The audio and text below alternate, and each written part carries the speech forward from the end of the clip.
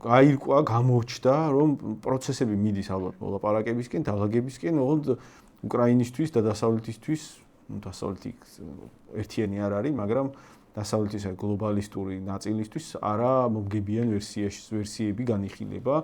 დასახელდა, რომ უკრაინას უარს ეტყვიან ნატოში ინტეგრაციაზე, ეს პირობები განიხილებოდა. უკრაინას სავარაუდოდ გაუგრძელებენ შეიარაღების დაფინანსებას, მაგრამ რაოდენობის იქნება შეიარაღების დაფინანსება. რამდენად საიმედო იქნება ეს პირობა, ეს ჯერ გაუგებარია, მაგრამ გაუგრძელებენ, ოღონდ საანცვლოდ უკრაინას უთხრეს, რომ ეს ფული, რომელიც ჩვენ მოგეცით, ეს ფული ასე ამერიკული ფული, აუნაზღაურებელი არ უნდა იყოს, 500 მილიარდის სახით უკან რეპარაციებით უნდა დაგვიბრუნო შენი წიაღისეულის 500 მილიარდის ოდენობის წიაღისეულის სამეთ უნდა მოიყოს ამერიკამ თავის. დაახლოებით 200 მილიარდის ფარგლებშია ოფიციალურად გაჟღერებული ოდენობა ამერიკის დახმარების, ოღონდ ზელენსკიმ თქვა, რომ 200 მილიარდი გვითხრეს და 80 მილიარდამდე მოგწეს რეალურად. არ ვიცი ახლა რომელი მხარე რეალურს ამბობს, მაგრამ ნუ ფაქტია, რომ იმაზე მინიმუმ 2.5-ჯერ მეტია, რაც რეალურად მაქსიმალური ვერსია გაჟღერებული. ამიტომ ერთ-ერთი ნაწილია მოლაპარაკებების ვერსიისა ეს იყო, ასევე უმნიშვნელოვანესი ნაწილი არის ის, რომ რუსეთის მიერ დაკავებული ტერიტორიების უკან დაბრუნება არ განიხილება, არ უღიარებენ რუსეთს, მაგრამ ფაქტიურად გამოვა ისე, რომ ამ ტერიტორიებს დაუთმობენ არაღიარების პრინციპით, ფაქტიურად ისე იქნება, რომ რუსეთს აქვს ეს ტერიტორიები. სავარაუდოდ და დღეს ეს დაადასტურა რუბიომ, რომ სავარაუდოდ შეთანხმების შემთხვევაში რუსეთს მოუხსნია სანქციებს, ან მნიშვნელოვნად შეუცირებენ სანქციებს და თანამშრომლობის განახლებას ეცდებიან რუსეთთან, იქიდან გამომდინარე, რომ ამერიკის ინტერესი არის ჩინეთ-რუსეთის ალიანსის შესუსტება და ამ პირობებში უნდა რომ რაც შეიძლება ვთქვათ თანამშრომლობის გზები მონახოს რუსეთთან იმისთვის რომ ჩინეთ-რუსეთის ალიანსი არ გააძლიეროს, იმიტომ რომ ეს მისთვის ჩინეთი და რუსეთი ერთად არის დაუძლეველი საფრთხე. აი ეს არის რა კონტურებით გამოიკვეთა და გამოიკვეთა ის კონტურები, რომ უკრაინას ბევრს არაფერს არ ეკითხებოდნენ და დღევანდელი მოლაპარაკების მაგიდასთან უკრაინა რო არ იჯდა ეს ამისი ნათელი დემონსტრაცია იყო, ჩვენ რაღაცას მოვილაპარაკებთ, რაღაცაზე შევთანხმდებით და შენ მე დაგიძახებთ და ფაქტიურად ხელს მოგაწერინებთ იმაზე, რაზეც შევთანხმდებით, ერთი ეგ იყო და მეორე იყო ევროპაც ამ პროცესში არ ჩართეს დემონსტრაციული, ფაქტიურად დემონსტრაციული ხასიათი აქვს იმას, რომ ევროპას ამაში არაფერი არ ეკითხება, სხვათა შორის ის კომენტარი რუბიოსი, რომ რაღაც ეტაპზე ევროპაც დაჯდება მოლაპარაკების მაგიდასთან, იმიტომ რომ მასაც სანქციები აქვს რუსეთს და მოხსნას შესაბამისად ამ წელში დაჯდება მოლაპარაკებების მაგიდასთან. ხო, ან მოვიყვანთ, ან რუსეთი ერთ-ერთ პირობა დაყენებს სანქციების მოხსნას და ევროპას მოვიყვანთ, მოახსნევინებთ სანქციებს, ეს ამ ფუნქციას მივანიჭებთ ევროპას და მეტი ამის იქით ამ ევროპას ამ საქმეში არაფერი არ ეკითხება, მისი სიტყვა გადამწყვეტი არ არის. ეგრე დადგა საკითხი და კიდე საინტერესოა, რომ ერთ-ერთი პუნქტი მნიშვნელოვანი რაც განიხილება, რაც დაჟღერებენ, ოღონდ მან მნიშვნელოვანია რომ ჟღერდება დამატება შესაძლოა, ეგ ვერსია ყოველთვის ახლავს ხოლმე ამ პუნქტის გაჟღერებას, შესაძლოა იქ განთავსდნენ რაღაცა შვიდობის ყოფილები, უსაფრთხოების უზრუნველყოფი კონტინგენტი, ევროპული ქვეყნების ან არა მარტო ჯარები, რომლებმაც უნდა უზრუნველყონ დაცულობა უკრაინა, ახალი კონფლიქტის არ განახლება უნდა უზრუნველყონ. ამ ვერსიას განიხილავენ, ოღონდ ამ ვერსიას ყოველთვის ამატებენ, რომ შეიძლება ეს ესე მოხდეს. გადაჭრით ვერავინ ლაპარაკობს. ევროპის ქვეყნები, მაგალითად შოლცმა ძალიან უკმაყოფილო ტონით შეაფასა ეს ყველაფერი, ან მიუღებელიაო. ევროპის რიგი ქვეყნები, მაგალითად იტალიის მთავრობამ შეაფასა, რომ ძალიან სახიფათო ვერსიაა და შეშფოთებებს გამოთქვამენ ამ ვერსიასთან დაკავშირებით. საფრანგეთის ხელისუფლებისგან იყო გაჟღერებული ვერსია, რომ უშუალოდ გამყოფ ხასთან ძალიან საშიშია და სადღაც სიღრმეში შეიძლება იდგნენ ჩვენები და ასე შემდეგ. ანუ იგივე ბრიტანეთის შემთხვევაში იყო საუბარი, რომ ბრიტანეთს უყავს რაღაცა 100,000-ზე ნაკლები ის ჯარი და ძალიან მცირე კონტინგენტის გამოყოფა შეუძლიათ, უნდა ამისთვის, ოღონდ ეგეც რა ვერსია შეიძლება განიხილებოდეს რეალურად იქ საზღვარზე ჩადგებიან ძალები, თლად გასაგები არ არის, იმიტომ რომ ეგ ნიშნავს, რომ იქ რო აყენებ ძალებს, ესე იგი ომზე წამსვლელი ხარ და ომზე თუ აქამდე წამსვლელები იყვნენ, შენ გარანტორი რო იყო უსაფრთხოების, შენ უნდა უზრუნველყო, რომ თუ იქიდან ვინმე გაისვლა, ომი დაიწყო. აქამდე თუ მაგაზე წამსვლელი არავინ არ იყო, თუ არავინ არ იყო წამსვლელი, ბირთვულ დაპირისპირებაზე, ვინ არიან ის ქვეყნები, რომლებიც ამაზე მიდიან, ეგ არის გაუგებარი. ანუ ჯამურად ჩამოყალიბდა ეს მოცემულობა ნატოზე უარი უკრაინას, ტერიტორიები რაც აიღო რუსეთმა, მაგას კარგავს, უკრაინას თუ უნდა შეიარაღების კიდე მიღება, მაგაში უნდა იხადოს ფული სახით, წიაღისეულის სახით ფული. შეიძლება, მაგრამ ეს არ არის გარანტირებული, რომ დასავლური ძალები ჩადგნენ და რუსეთს სანქციებს უხსნიან. აი ეს არის მოცემულობა. ეს მოცემულობა არის კატასტროფა უკრაინისთვის და კატასტროფა მთლიან და ომის ირგვლივ უკრაინის გვერდით გარი დასავლური ძალებისთვის. ჩვენ ეხლა რასაც ხედავთ უკრაინის მოლაპარაკებების სახით, ეგ უნდა ვიცოდეთ, რომ სხვადასხვა მასშტაბით, სხვადასხვა ფორმით, მაგრამ ჩვენი საკითხით დევს მოლაპარაკების მაგიდასთან.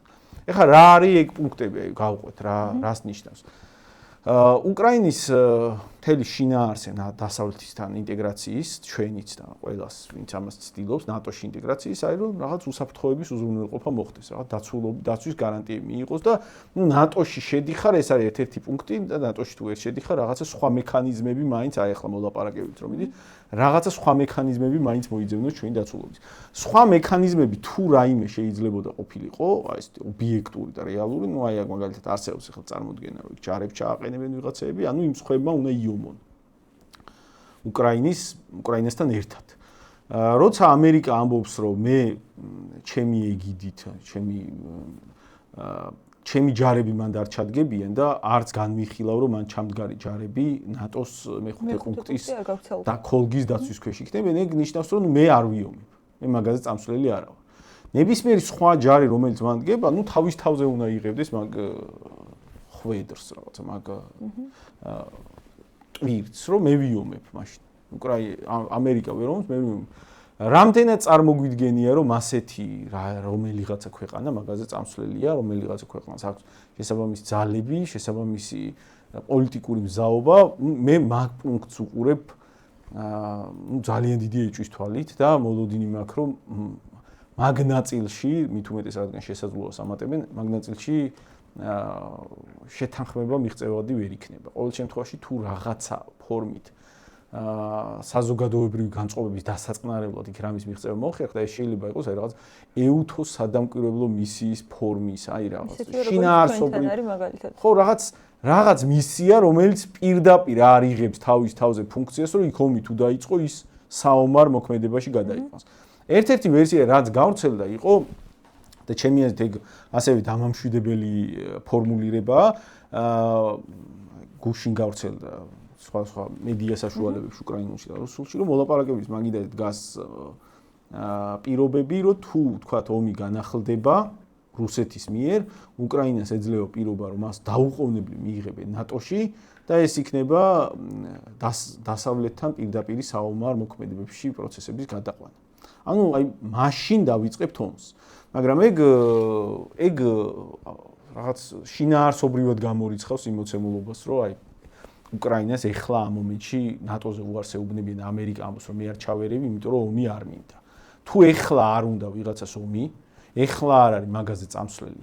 ეხლა არ არის ნატოს ქოლგის გამავრცელებელი იქ ჩამდგომ ჯარებზე, მაშინ რა შინაარსია იმაში, რომ აი თუ გაისროლეს პირველი ტყვია, მაშინ ჩდება ნატოს ქოლგა ამ ჯარების თავზე. ან ჩვენ აი ხა ჩადგა იქ რაღაცა არ ვიცი, ესტონეთის ჯარები, ან რაც ქნებოდ, ჰოლანდიის ჯარები, ამერიკა იძახის, რომ კატეგორიულად ნატოს ქოლგა ამ ჯარებზე არ უნდა გავრცელდეს, აქ ომი თუ დაიწყო, ნატო არ ერევა ამაში.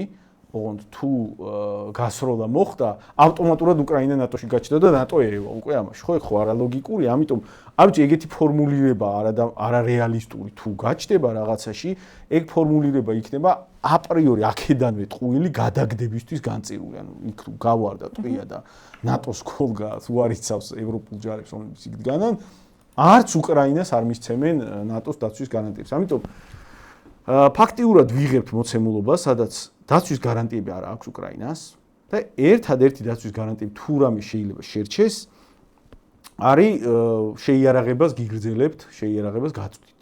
უბრალოდ მაგ ნაწილში და ანუ შენით რამდენს დაიცავ, იმდენი დაიცავი თავი.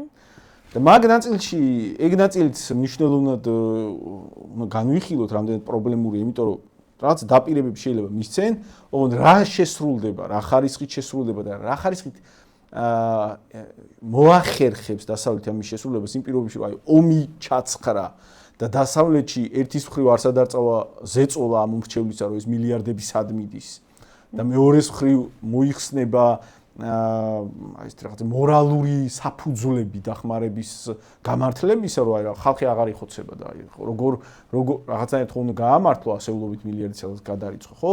პოლიტიკური თვალსაზრისით იქაური ელიტების იმ ნაწილისთვის, რომელთაც დახმარებას ემხრობიან, გართულდება დახმარების იმოდენობით შენარჩუნება, რომელიც იყო. ძალიან მძიმე სურათს იღებს ახლა უკრაინა. ფაქტიურად წირავენ უკრაინის მომავალს ქვეყნის, რომელმაც დაკარგა სტრატეგიული ტერიტორიები რუსეთისთვის აი ხა თუ რაიმე სტრატეგიული მნიშვნელობა ქონდა უკრაინის მიმართულებად, თავარი იყო ყირიმთან სახმელეთო საზღვარი, დონბასის აღება როგორც თავარი აი ეს წიაღისეულის კერის თავარი აი ეს აგლომერაციების ქსელის, რომელიც საწარმოო სიმძლავრეებთან ერთად ეს იყო უსაფრთხოების თვალსაზრისით ძალიან ძნელად ასაღები ტერიტორია, იმიტომ რომ დაგსაქსულია ქალაქებით და ეს არის ფაქტიურად გრანდიოზული ციხესიმაგრეების ქსელი, რომელიც აქეთ შემოტევას ძალიან ართულებს ფაქტიურად შეუძლებელს და იმის იქით დარჩენილი ტერიტორიები ბევრად მოწვადია, იმიტომ რომ აი ესეთი აგლომერაციების ციხესიმაგრეებად გადაქცეული ქსელი იქით აღარ არის. აი ეს ტერიტორიები დაიკავა ახლა რუსეთმა და